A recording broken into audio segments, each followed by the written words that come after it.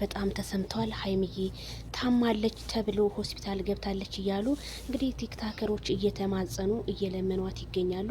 ሀይሚዬ ያው እንግዲህ ከቡራዬ ጋር በጣም ቡራዬ ሌላ ሴት ይዞባት መጥቶ በዛ የተነሳ ሀይሚዬ ብስጭት ላይ በመሆኗና እንዲሁም ሆስፒታል በመግባቷ ቢሰማም በጣም አሳዛኝ ነው። ሀይሚዬ ጨረቃዋ ታዳጊዋ ምን ነክቶሽ ነው? ምን ሆንሽ?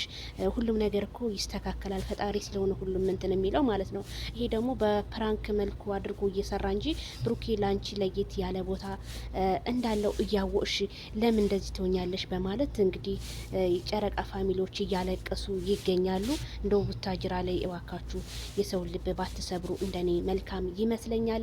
ላለሁ እንግዲህ ኦዲየንሶች ሰላም ሳላችሁ ነው የገባው። በጣም ነው የደነገኩትኝ። እንዴት ናችሁልኝ? አድርሱ ሌላ ሀይሚ ላይክ፣ ሼር፣ ሰብስክራይብ በማድረግ ሀይሚዬ ወደ ራስሽ ተመለሺ።